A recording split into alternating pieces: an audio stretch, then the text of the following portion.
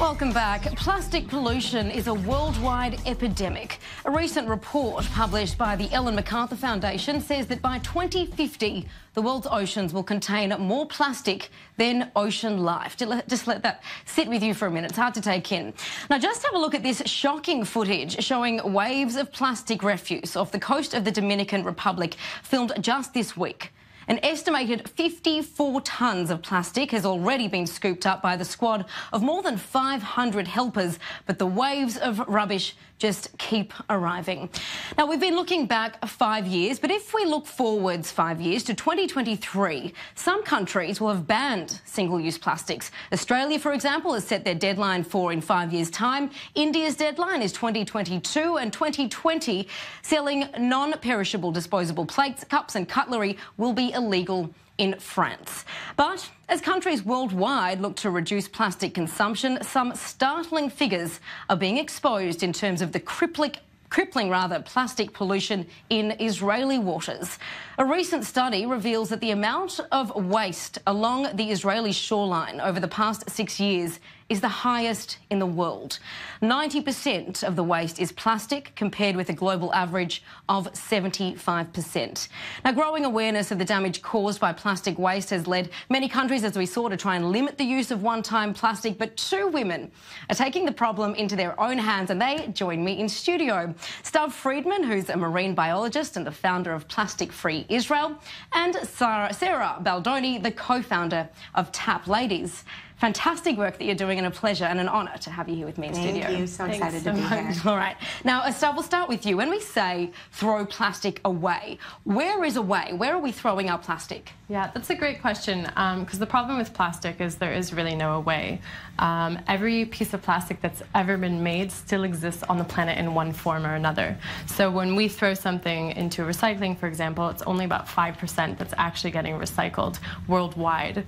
And the rest of it either ends up in a landfill or ends up being littered or misplaced, so to speak. So it could be in a field or it could be in the ocean. And we're seeing about 4.8 million tons to 12.7 million tons of plastic entering the ocean every year, which is the rate of one entire trash truck dumping its load into the trash, into the ocean every minute. Wow. Repeatedly. It's hard to even comprehend those kind of figures. I mean, even looking at these pictures, it's absolutely shocking. Yeah. Now, we heard some figures just before pertaining to Israel. Why is this country seeing such a high rate of plastic waste? So I think there's a lot of problems that are going on in Israel that we're seeing. There's a lack of education, both within the schools. There are some programs, but not enough to reach everyone and to really show the younger generations what to do and not to litter. And likewise, in their homes, there's not the passing on of education of taking care of the planet as well. And so we see that problem. And then there's just this addiction that we have to single-use plastic, as you were talking, plastic cups, plates, the little water cups that we have are a big epidemic here in Israel. We're just so used to this convenience lifestyle that we don't. And I understand the rates of using things like plastic tablecloths as well, especially within ultra-Orthodox families, are actually on the rise as well, due to the fact they have these big families, these big dinners every week, and just based on convenience, as you say, and the need to not use power as well to do with that tradition as well. They're consuming a lot of one-time use plastic. Now, Sara, to you, we've seen some initiatives in Israel, at least, that have been successful. In 1 year, I understand that they've halved the amount of plastic bags found in the sea, and the use of bags have actually been reduced by 80% just by charging 10 Israeli cents, 10 agorot, to buy a plastic bag. How else, though, can we reduce our one-time use plastic? It's funny you mentioned that. So I love the fact that these taxes are being imposed on plastic bags, but plastic bags are really only the beginning of the issue.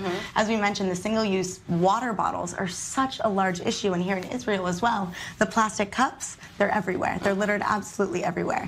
And so what we've done, actually, the statistic that you said earlier is one of my favorites. At the rate that we're consuming, if we continue to use plastics as we are today, we will actually completely outweigh fish with the amount of plastics in the ocean by 2050.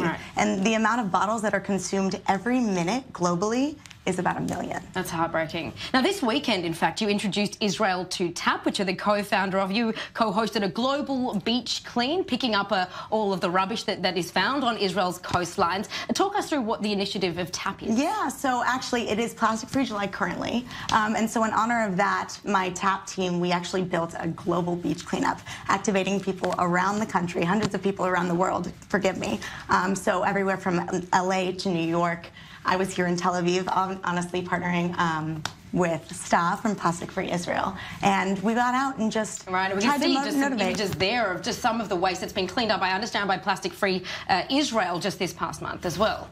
Yeah. Right. And so all of what we really were trying to do was just get people activated to get involved in their local communities, get on the beach and actually see some of the debris that's going into the ocean, because if you're not cognizant of it, you have no reason to make a shift. So what does TAP help people do in terms of what we can do, I suppose, today to help reduce the amount of one-time use plastic? Exactly. So the reason that we created TAP was a lot of the issues that you talked about beforehand. It's all convenience, right? The reason that we actually opt for these plastic single-use water bottles is because we don't really know, even if we carry our own bottle, where do we fill it up, right? So what we've done at TAP is actually build a global drinking water network. We do that by actually partnering with local businesses that are already serving water to their customers and mapping them out so that anyone can walk in at any time and they'll gladly refill their water Incredible initiative. bottle. What other kind of ideas can you recommend to help us, I suppose, when we're going and ordering takeout or something like that? Yeah, so I mean, actually with takeout, it's something that people aren't doing here, but they're doing a lot more in the States, is when I would go and get takeout or something like this, I'd bring my own containers. You can actually ask them to fill your own Tupperware with containers, which sounds cumbersome and it sounds like a lot of effort, but in the beginning, it's just about habit switching. So, you know, remembering your reusable water bottles, remembering your cloth bags and your reusable bags when you go to the supermarket. We use so many of those bags for our fruits and produce when really they could just sit in the cart and nothing's going to happen to them. So it's all about shifting your habit and reducing the single-use plastics, those forks, knives, spoons, everything. Absolutely incredible options that really work for you. Okay, great. Well, there have been several countries, at least Australia, I'm proud to say, it will make it illegal to use one-time plastic by 2023. So we're hoping, at least in the next 5 years, we can all at least start to curb the amount of plastic that we're using, because we've seen some horrendous figures and horrendous images. It's really strangling our earth. So thank you, girls, for all the work that you're doing.